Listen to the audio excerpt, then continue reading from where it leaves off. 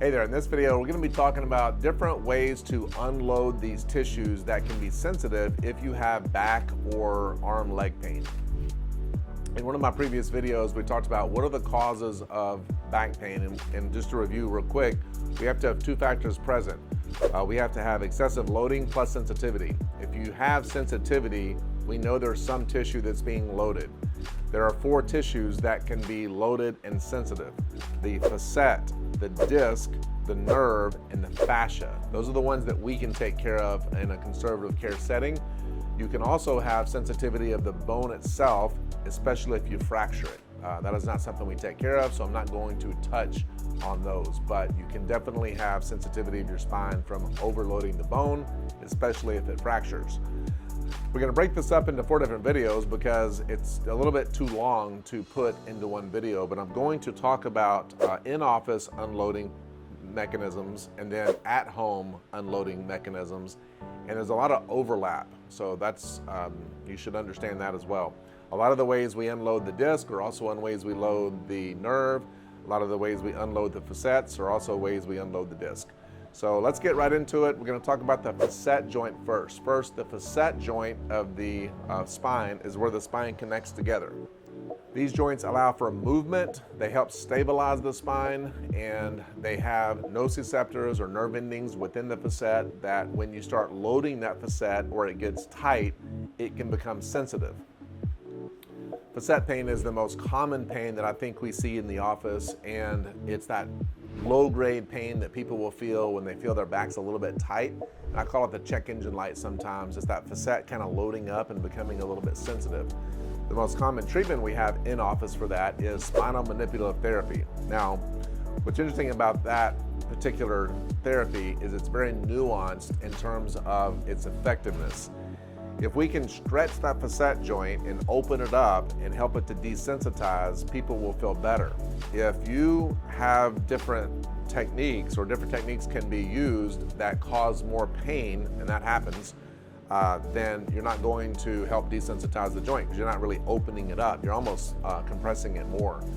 And I've experienced this myself. I've had, as a chiropractor myself, certainly had back pain, and I've sought spinal manipulative therapy to help kind of unload my back, and I have had it done many different ways.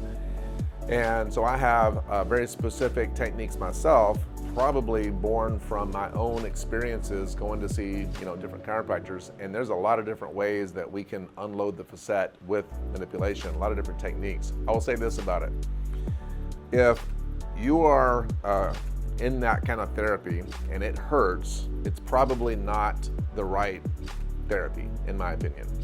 If I am treating a patient and anything that I do, if it causes pain while I'm doing it or afterwards, I am going to change the technique. I'm going to lessen the force. I am going to change the angle. I'm going to do it differently. It does not need to be aggressive, but it needs to be weighty enough to be effective. We have to open the joint in order to desensitize it, and it's as simple as that. It's very nuanced, and I have a lot of people that come in to me who have already had spinal manipulative therapy with other clinics and chiropractors, and they're a little skeptical, to be honest, because they've already had that treatment. But I will say that that treatment is probably the most varied in the way it can be delivered in a chiropractic setting. So that's all I'm going to say about that, but that is the most common way that we unload the facet in the office. The next way we unload the facet is through spinal decompression. So when that facet gets really tight and really sensitive over a long period of time, we have to literally unload it with progressive spinal decompression, starting at lighter weights at first, more weights as time goes on, because we're trying to stretch the capsule and all of the connective tissue that connects that thing together. And when you lose height of the disc, for example, you're going to naturally kind of compress that facet as well. All the tissues around that facet get thicker, and on MRI and even x-rays we can see facet arthropathy, which is basically the thickening of the facet and the thickening of all the ligaments that surround that facet, and so that thing can get very sensitive. Another way we treat facet loading in the office, or unloading, we want to unload it, is by treating muscle imbalances. So when a person comes in and they have facet tightness on one side, they very often have something called pelvic distortion. That's where they'll have the appearance of a short leg when they lay, and we take all the slack out, we kind of shake them back and forth, and we're looking at the pelvis and we're looking at the heels to see if they kind of line up or if they look a little bit off. And that is a nuanced interpretation as well, because a lot of people can't even see when the pelvis looks a little bit off. But it's basically tightness on one side of your back musculature compared to the other, and that's probably going to involve the facet as well. So when that happens, there's also muscle imbalances that can be occurring in the psoas and hamstring. Those are the two most common. The quadratus lumborum, which is another muscle in the back, what we handle a different way. But the point is, we stretch muscles to try to get rid of those muscle imbalances. And when we level the pelvis and we unload those facets, again, they can desensitize and heal and feel better. Which brings me to active release. Active release is where we are pinning tissue, compressing it against the underlying bone, and then moving in some way to try to release the tightness within those muscles. And that's treating something called glide and slide. We want those tissues to glide and slide upon one another like they're designed to, but over time we get adhesions that kind of build up between these muscle layers, and they get tight, and that tightness in the fascia and muscles contributes to the loading of the facet. So we can open the facet by opening the fascia that overlays the facet, and it's a very important thing to do. In fact, if you just do manipulation and you're not getting rid of muscle imbalances and you're not getting rid of the fascial adhesions around that, you're probably not going to unload the facet in a way that allows the practitioner to taper down on treatment, which means not see the patient, and it hold. I feel like if I do my job well, I'm not having to see the patient. So as a person gets better and better, how we know they're better is that we try not to see the patient and we make sure they maintain. And we're trying not to see the patient for anywhere from 6 months down to about 3 months. So 3 or 4 times a year, or sometimes as little as twice a year, is my checkup schedule to make sure that they don't have any imbalances or asymmetries that are kind of building into their system that is going to lead to an episode. So if we unload those or reset those things periodically, we do pretty well. But I don't think that having to come in, once a month is a successful treatment. And that's just my opinion about that.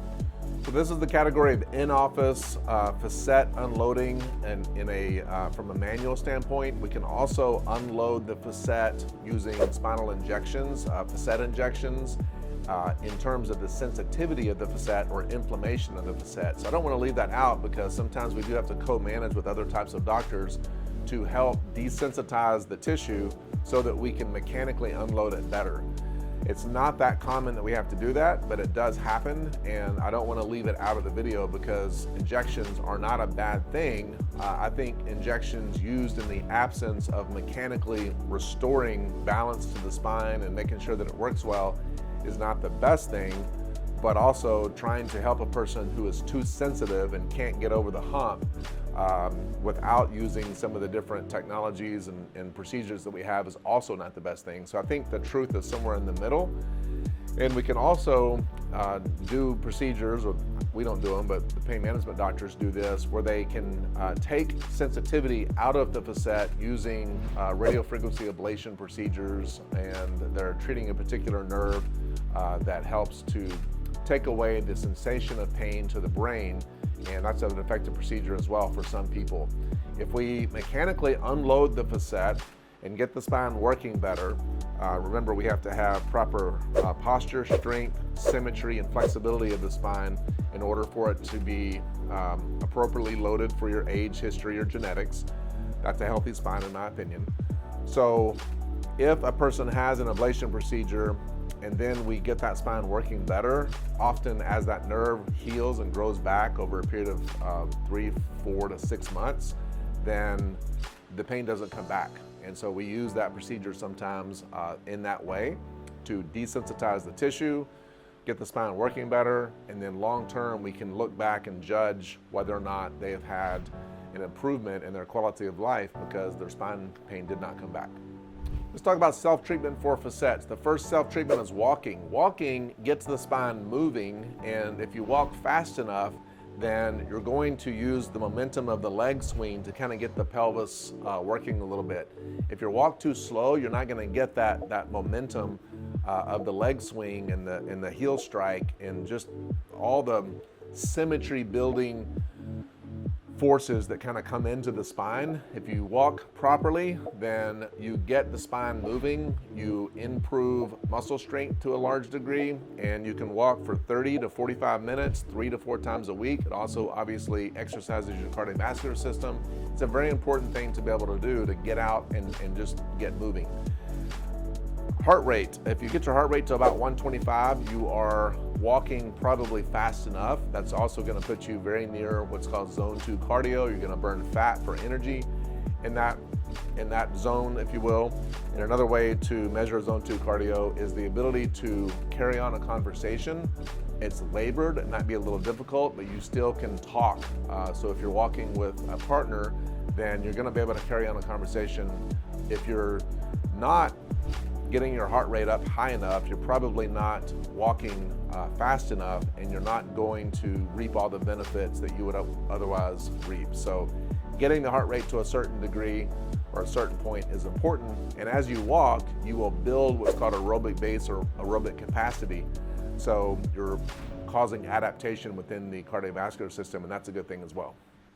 You can do exercises to open the facets. There's a particular set of an exercise that I have patients do in the office where we go into maximum flexion, maximum extension, lateral flexion each side, and we repeat that up to about 25 times. And what happens is all the connective tissue that connects the spine together will kind of loosen, and you'll improve glide and slide. You'll open the facets. You'll just kind of free the spine up a little bit, which is exactly what we're doing here in the office, but you're able to do it at home. We can do it in the office to a greater degree, but if you can work on exercises at home, you will unload those facets for longer periods of time, and you have that tool yourself at home to use in order to make that happen. So another way to unload the facet is doing knee to chest exercises. Lay on the back, pull the knees to the chest. It kind of opens up the facet there as well. And if that is difficult in the beginning, and you notice that as time goes on, you can it frees up and it feels better, you're probably unloading your facet, and that's another very good home activity.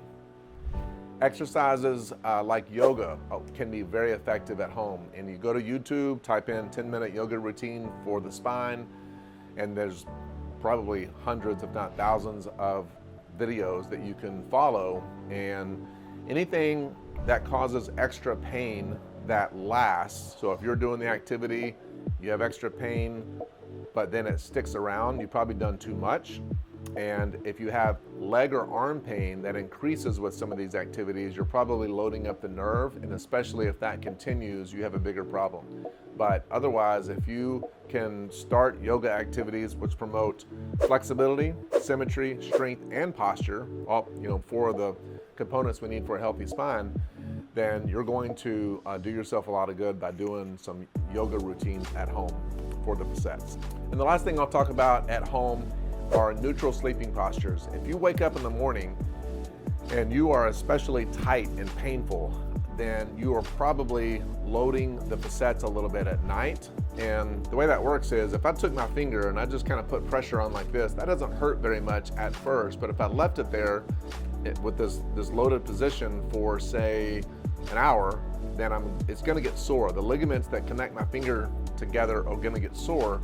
So that happens at night. This is a very gradual and slow process where we're loading the facets. If you sleep on your stomach, for example, we're bending backwards, that's gonna load the facets, and they're gonna potentially get sensitive, especially if they're already sensitive. And so if you wake up in the morning and you have that, you might look at more neutral sleeping postures. You can sleep on your side with your knees kind of to your chest with a pillow between your legs. That's pretty neutral for the lumbar spine. You want to make sure your head is not, sagging. You want to make sure the pillow is supporting your head in a neutral posture as well. And then probably the most neutral position is laying on your back with your legs up and your head up, and that unloads the facets quite well. I have had that in the past. If you have an adjustable base on your bed, And it's a great way to sleep, and it's really neutral for the spine and for the facets. So that's a great way to unload the facets at home. And if you're waking up in the morning and you have a lot of pain, you either need to find some of these other ways to unload the facets and desensitize them, or try to change your sleeping posture, or potentially look at a new mattress that supports you a little bit better. So those are the ways to unload the facets, both in office and at home. Hope that helped. In the next video, we'll talk about how to unload the disc, which is another tissue in the spine that can become sensitive, that causes a lot of people problems. Take care.